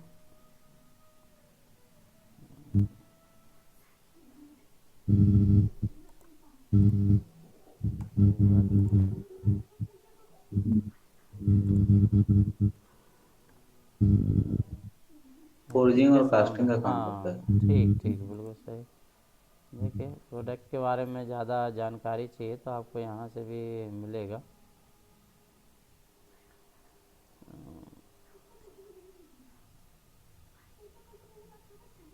यूनिट फैक्ट्री का प्रोडक्ट हो गया,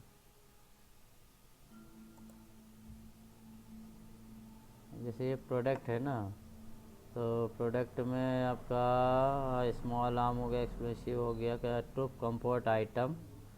तो ट्रूप कंफर्ट आइटम में ही था ना ये, इसमें अब देख लेंगे।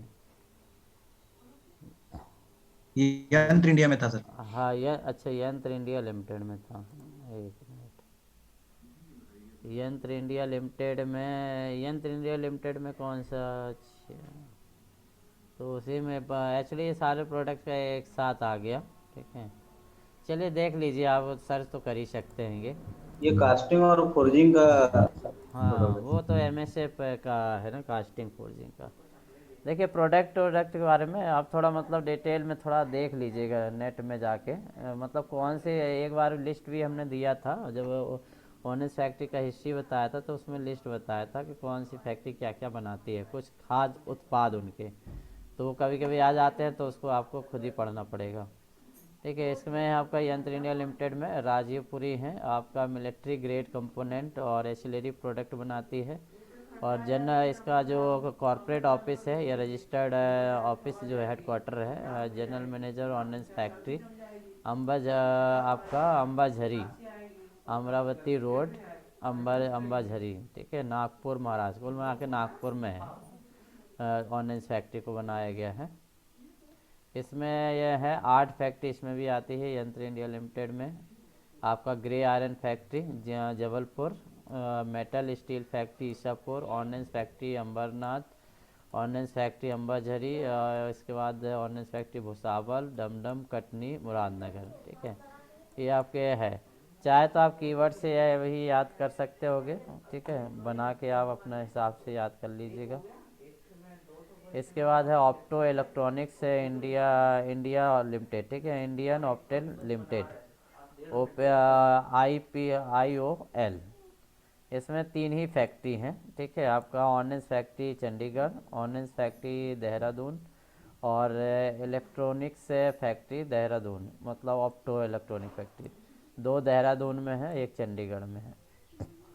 इसमें यदि हम बोलें, इसका CMD जो है संजीव कुमार, और इनका है manufacturing of opto electronics equipment या आइटम्स बनाती हैं। हेडक्वार्टर जो है ऑप्टो इलेक्ट्रॉनिक फैक्ट्री को ही बनाया गया है, रायपुर, देहरादून, उत्तराखंड, इंडिया।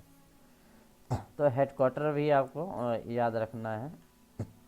इसके बाद ग्लाइडर इंडिया लिमिटेड जो जेल है, उसके CMD है BK Tiwari. Glider India limited this DPSC will engage in the business of manufacturing parachute. ये पैराशूट बनाती है, सिंगल फैक्ट्री शायद इसमें है। ठीक है, रजिस्टर्ड ऑफिस जो है आपका ऑर्डिनेंस फैक्ट्री इक्विपमेंट हेडक्वार्टर को ही बनाया गया है। इसमें शायद ऑर्डिनेंस सिंगल फैक्ट्री है, पैराशूट फैक्ट्री कानपुर। ठीक है, तो एक ही है, इसमें काम भी उतना ज़्यादा नहीं है। तो ये लगभग जैसे ही आप ऑप्शन फॉर्म जहाँ से भरा जाएगा, तो ये फैक्ट्री पहले ही ख़त्म हो जाएगी। ठीक है, ख़त्म भी हो सकती है और बन भी सकती है। यदि इसके पास पावर आ जाएगी, तो ये क्या है, प्राइवेट से काम लेना स्टार्ट कर देगी। मतलब ग्लाइडर इंडिया लिमिटेड जो है, यदि पैराशूट आज बहुत बड़ी डिमांड है। आप जैसे देखें, टूरिस्ट में भी यूज़ होता हैगा, सिविल ट्रेड में भी इसका बहुत ज़्यादा यूज है। तो यदि इसके पास पावर, यदि फुल पावर हो जाती है और ये यूटिलाइज़ करता है, तो बाहर से काम इसको बहुत मिल सकता है। ठीक है, बहुत ज़्यादा मिल सकता है। तो ऑन पैराशूट फैक्ट्री बन भी सकती है, क्योंकि यहाँ भी कर्मचारी कम है, लगभग 350-400 है हमारे ख्याल से, क्योंकि सब यहाँ छोड़ के चले जा चुके हैंगे, तो कम ही लोग बचे हैं। तो ये 7 DPSC है। इसके बाद देखें नॉन प्रोडक्शन, अभी तो अपन ने देखा था प्रोडक्शन यूनिट की बात कर ली। ठीक है, कि मतलब 7 DPSC बनी। 7 DPSC में कौन कौन से प्रोडक्शन यूनिट था, उसके बारे में चर्चा की है, 41 फैक्ट्री। अब अपन चर्चा करते हैं नॉन प्रोडक्शन यूनिट, जो हमने बताया था ना नेक्स्ट B में अपन देखेंगे नॉन प्रोडक्शन यूनिट, तो किस पर कौन सा मिला है। जैसे आपका म्यूनिशन इन इंडिया लिमिटेड के अंतर्गत क्या क्या आया हैगा, ordnance factory institute of learning OFIL Khamaria जो है, या national academy of defence production Ambajhari NADP Ambajhari, regional controller safety Pune, regional marketing centre Pune. ये चारों जो नॉन प्रोडक्शन यूनिट थे, वो किसके असेट्स में आ गए, मिल म्यूनिशन इंडिया लिमिटेड के अंतर्गत आते हैं। OFIL खमरिया, यदि बोले OFIL खमरिया किसके अंतर्गत आता है, म्यूनिशन ऑफिल इंडिया NADP जो है, NADP भी आपके MIL के अंतर्गत आ रहा है। Regional control and safety Pune, ये भी MIL के अंतर्गत रीजनल। इसके बाद आवनल के अंतर्गत जो है ordnance factory institute of file Ambernath दिया गया है, आवाडी दिया गया हैगा, और factory institute of learning Medak, regional controller of safety Avadi, regional marketing centre Chennai और हेड क्वार्टर आवाडी, ठीक है, चेन्नई आवाडी हेड क्वार्टर, और आवाडी OFB मुंबई ऑफिस 3। मतलब ये जो सारे असेट्स हैं वो आपका आवनल के अंतर्गत दिए गए। इसके बाद ordnance factories institute of learning Ishapore, और फिर Ishapore regional controller of safety Kanpur, ये आपका एडवांस वेपन और इक्विपमेंट इंडिया लिमिटेड के अंतर्गत आए। मतलब है अवेल के अंतर्गत जो है वो आपका एक ही ओफिल आया है। तो यहाँ पर ये है कि जो असेट्स हैं वो किसके अंतर्गत गया है, ये सारा कॉन्ट्रैक्ट में ही लिखा था annexure B। Ordinance factory institute of learning Kanpur, ठीक है, हेड क्वार्टर, ये ट्रूप कंफर्ट लिमिटेड के अंतर्गत आया है। इसके बाद आपका यंत्र इंडिया लिमिटेड के अंतर्गत ऑर्डिनेंस फैक्ट्री इंस्टीट्यूट ओफिल Ambajhari, regional controller of safety Ambajhari, regional controller of safety Ishapore ordnance factory recruitment centre OFRC, ठीक है, located in NADP premises at Ambajhari, regional marketing centre New Delhi, ये सब यंत्र इंडिया लिमिटेड के अंतर्गत आ गए। मतलब वो पूरी संपत्ति जो है, ये सारा असेट जो है, इसके कंट्रोलर किसके पास हो गया, आपका यंत्र इंडिया लिमिटेड के अंतर्गत। Ordnance factory institute of learning Dehradun India opto limited, ये जो है, और मतलब एक यहाँ पर हो गया 6, उसी का है नीचे, मतलब आपका ओफिल देहरादून। इसके बाद आपका Indo Russia rifle private limited. तो यहाँ पर देखिए एक असेट्स ये भी था जो रसिया और इंडिया से मिलकर बना हुआ था, आपको मालूम है राइफल फैक्ट्री जो है इंडो रशिया। तो इसमें शेयर जो है मतलब कुछ तो रशिया के पास शेयर है, इसमें आपका जो है 50.5 जो है अपने पास हैंगे। तो जिसमें 42.5% शेयर जो है वह अवेल के पास है, और MIL के पास 8% है। तो टोटल जो है 50.5% शेयर जो है अभी हमारे पास है। तो अभी एज ए गवर्नमेंट ही है ये। हाँ जी बोलिए। ये कंपनी क्या मतलब DPSU बनने के बाद बनी है क्या जी? नहीं वो पहले ही थी, उसमें पहले ही थी अपना। एक्चुअली जब बना था ना ये, उस समय अपना सर ये रसिया वाला है ना सर? हाँ, ये रसिया, इंडो रसिया है, कोरबा वाला है, कोरबा वाला है, ये कोरबा फैक्ट्री है। ये मतलब ऑर्डिनेंस फैक्ट्री 41 में ही आती है, परंतु उन्होंने रसिया ने जो इंडिया और रसिया का कॉन्ट्रैक्ट हुआ था कि जो राइफल बनाना था, बहुत तादाद में इंडिया ने उसे खरीदा है, ठीक है, लाखों के तादाद में है। तो उसने रशिया ने ये बोला है कि मतलब इंडिया में कॉन्ट्रैक्ट में ही लिखा था इसे आपको इंडिया में डेवलप करना है। 25% उन्होंने सप्लाई करेंगे, 75% इंडिया में डेवलप करके देना आपको, ठीक है।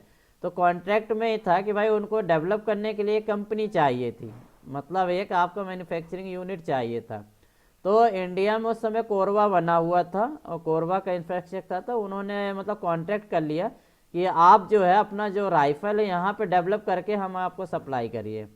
तो शेयर भी उन्होंने किया कि अपना 51% अपने गवर्नमेंट के पास शेयर था, बाकी जो है 49% उनके पास शेयर है, ठीक है। शेयर होल्डर मतलब अभी मतलब चूँकि यहाँ पर जैसे हमने शेयर को दर्शाया कि 91 में 42.5 अभी जो है अवेल के पास है और 8% जो है मिल के पास है। तो अभी हमारे पास ही है ये, यदि आपका बेच देते हैं तब वो रशिया के पास जाता है। तो ये हैगा। इसके बाद देखिए कुछ अदर असेट्स, ये तो आपका ओफिल हो गया, जो मार्केटिंग सेल हो गया, सेफ्टी सेल हो गया, उससे संबंधित है। इसके बाद हमारे जो अदर चीज़ सॉरी अदर असेट्स में क्या है, आपके ऑर्डिनेंस फैक्ट्री के हॉस्पिटल, इंडिपेंडेंट जो आपके डिस्पेंसरीज थी वो 29 है, ठीक है। इसके बाद ऑर्डिनेंस फैक्ट्री स्कूल 24 स्कूल हैं। Ordnance headquarter unit OFB headquarter Kolkata में जो आपका हेड ऑफिस है OFB का, एंड OFB न्यू दिल्ली में जो OFB का ऑफिस है। आइडेंटिफाई सरप्लस लैंड इसके अतिरिक्त जो सरप्लस लैंड है, सरप्लस का मतलब समझते हो ना, जो स्टेट और फैक्ट्री के अतिरिक्त, मतलब जहाँ पर फैक्ट्री है और आपका जो अकोमोडेशन है उसको छोड़कर जो खाली जगह है, ठीक है, सरप्लस लैंड जो है वो 3152 एकड़ ये ज़मीन 16 ऑर्डिनेंस फैक्ट्रीज के अंतर्गत जो है, ये सब किसके अंतर्गत गए हैं? Directorate of ordinance.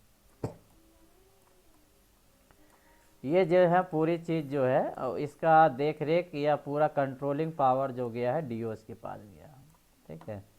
जो आपकी स्कूल अभी पेमेंट भी आपको शायद मालूम होगी, जो हॉस्पिटल की पेमेंट हो गया, स्कूल का पेमेंट हो गया, ये सब कौन देता है? डीओस देता है। मतलब जीसीएफ का जो स्कूल है, स्कूल में जीसीएफ का जनरल मैनेजर पेमेंट नहीं देगा, वो डीओस देगा। तो अभी ये जो है सारे मतलब पीएसयू में ना जाके अभी वो सेंट्रल गवर्नमेंट के अधीन में ही रहेंगे। तो ये सारा चीज़ मतलब असेस के बारे में हुआ।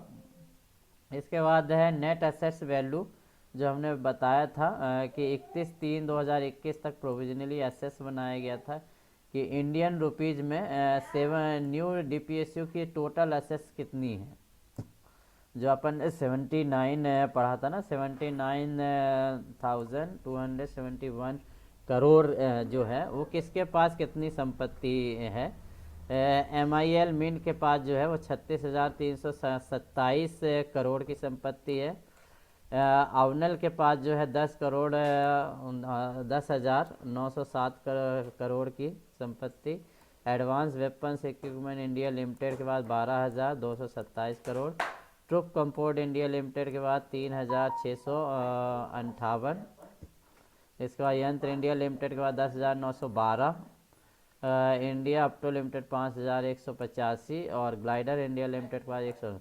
तो टोटल जो नेट असेट्स हैं, मतलब टोटल असेट्स जो है इतना, तो ये सब के पास अपने अपने असेट्स हैं, ठीक है। सबसे ज़्यादा असेट्स जो है आपका MIL के पास है, इसलिए तरक्की भी कर सकता है MIL, क्योंकि इसके पास सबसे ज़्यादा असेट्स हैं।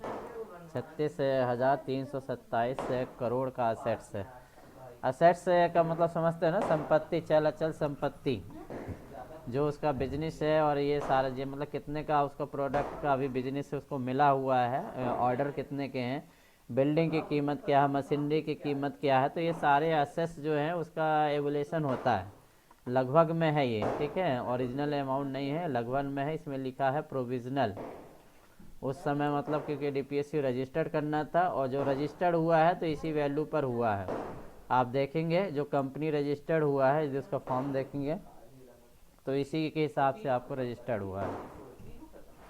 इसके बाद capital structure of new 7 DPSU की यदि कैपिटल स्ट्रक्चर में देखें कि अभी कैपिटल कितना शेयर कैपिटल है। कैपिटल माने पूंजी, जो पूंजी का होता है, तो पूंजी ही सारी रजिस्टर्ड वैल्यू उसमें रहती है। तो मुनीशन इंडिया की जो पूंजी है वह आपका 40,500 करोड़, ठीक है। और अवनल की है 12,500 करोड़। एडवांस वेपन्स का है 15,000 करोड़। ट्रूप कंफर्ट इंडिया के 4,000 करोड़ हुआ, और यंत्र इंडिया लिमिटेड का 13,500 करोड़। एंड ऑफ तो ये जो कंपनी एक्ट में जो रजिस्टर्ड हुआ है ना, यही संपत्ति रजिस्टर्ड है। जो आपका जो दिया है कि पूंजी कितनी है, स्टार्टिंग पूंजी, capital structure of new 7 DPSU की कैपिटल है। तो हालांकि इतना डिटेल तो पूछेगा नहीं कि कैपिटल भी आपको याद रखना पड़े, फिर भी आपको याद रखना है तो आप याद रख सकते हैं, बाकी हमारे हिसाब से आने का नहीं है। इसके बाद थोड़ा ये डिफेंस एक्सपो देख लीजिए।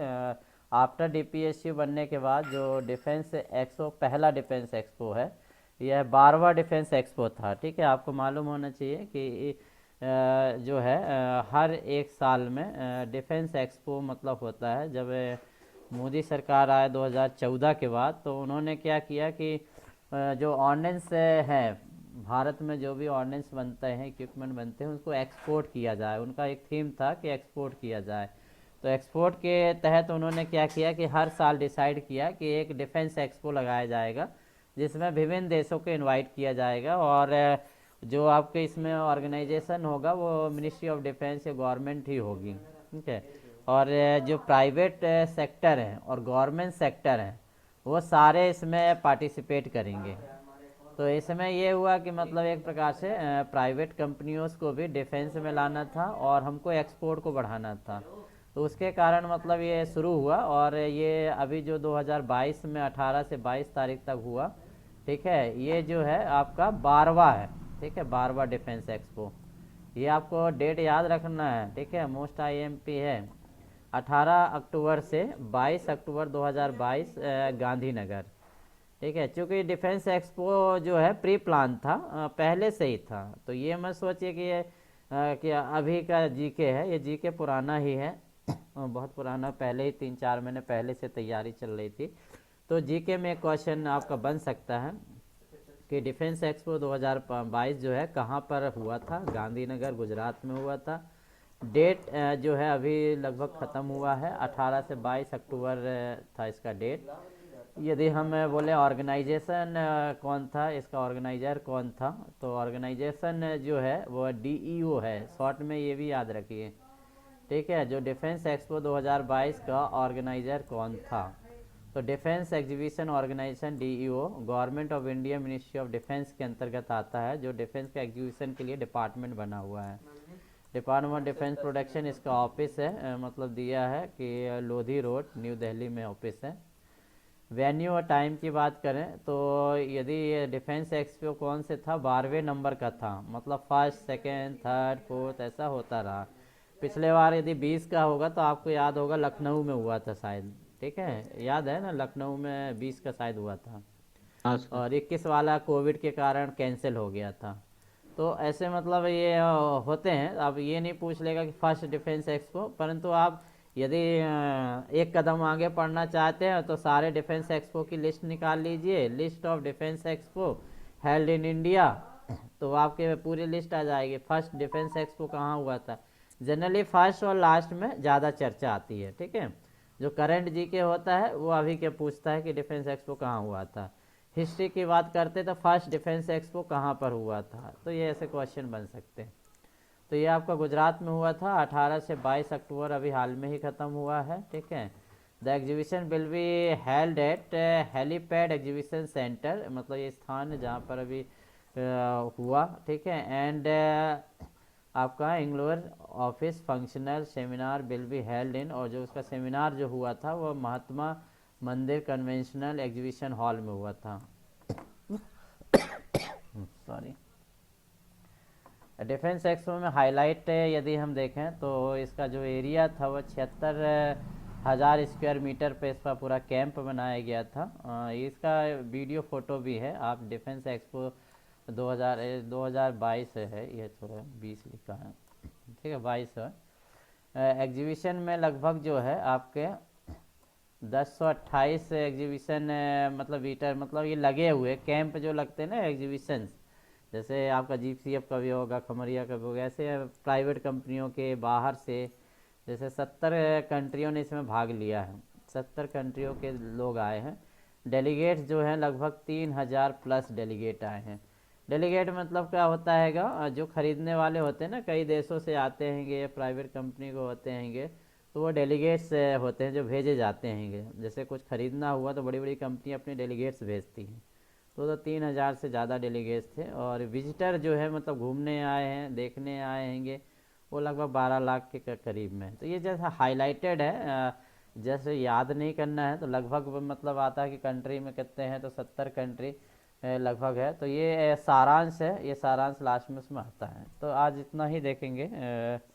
इससे संबंधित यदि कुछ आपको पूछना है तो आप पूछ सकते हैं कि और सर मतलब इसका क्या थीम क्या था सर, हाँ जी। 2022 वाले का थीम क्या रखा था डिफेंस एक्सपो? इसका थीम देखना पड़ेगा, थीम शायद हमने इसमें इंक्लूड नहीं किया है। थीम देखते हैं क्या है, थीम भी पूछता हैगा कभी कभी, थीम आपसे पूछ लेता है कि थीम क्या है, तो अपने यहाँ देख लेते हैं। थीम ऑफ डिफेंस एक्सपो 2022, तो इसका थीम था पाथ टू प्राइड, ठीक है।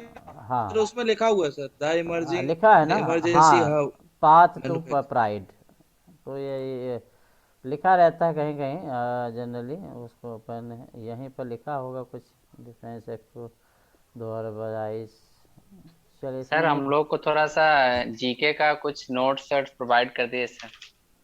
जीके का नोट्स तो हमने दिया था यार, पढ़ाया था तो सर आप नहीं सर पढ़े हो क्या? जीके नहीं पढ़े हैं सर उसमें हम। अच्छा ठीक है, दे देंगे, आप ग्रुप में सर हमको भेजिएगा।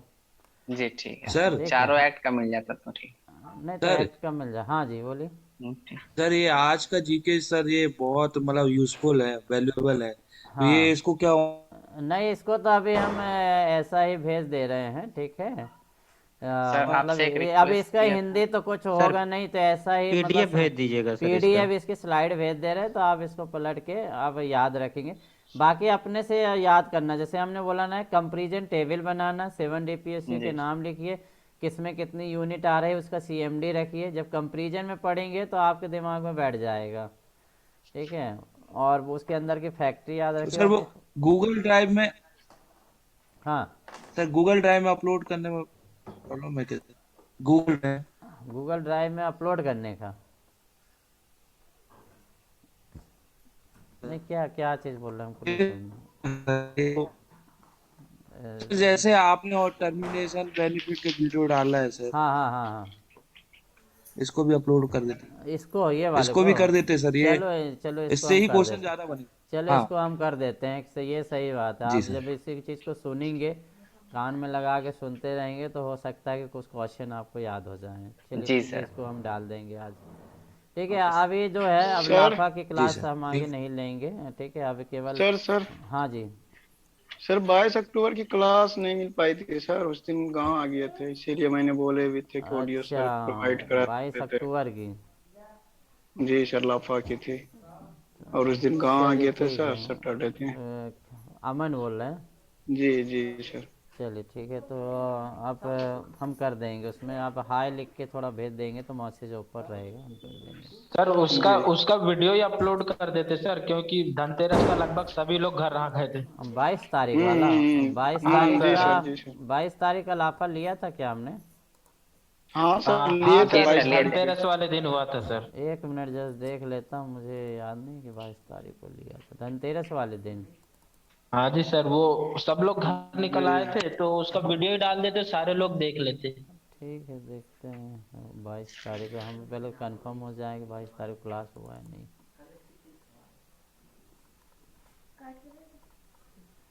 ठीक है, 22 को ये यदि होगा तो अपलोड कर देते हैं। एक्चुअली क्या है, ये पब्लिकली ही रहेगा, आप लोग देख लीजिएगा। नहीं वो कहीं जाना है लकड़ी लाने। हम जा रहे हैं। नहीं तुम रहो। ठीक तुम है, बच्चे अच्छा ठीक ठीक है, ये सही बात है। बेजेस नहीं वाला अभी लिंक अभी आ रहे डाला था। हैं लेके आते हैं। ओके हम बात ठीक है, कर इसको लेंगे हम लेके डाल देते हैं। अभी मतलब आपको 1 घंटे बाद दिखने लगेगा ये। अरे आराम से तलिए। ओके, गुड नाइट सभी को। सर इसको ग्रुप में डालेंगे ना थैंक सर, ये हाँ वाला हाँ, आज ग्रुप वाला में अभी? डाल देंगे, इसका सर लिंक एग्जाम डाल कब से देंगे। होने वाला है सर एग्जाम? एग्ज़ाम देखिए, डेट अभी फिक्स नहीं है, मगर जैसे ऊपर हेडक्वार्टर से पता चल रहा है कि 15 दिसंबर से पहले सारे एग्ज़ाम होने हैं। जी सर। ठीक है, तो आप 15 दिसंबर समझ जाइए कि आपका 1 तारीख से लेके 15 के बीच ही होना है, तो इसलिए आप अच्छे से पढ़ना स्टार्ट कर दीजिए। जी sir, thank. Okay, good night.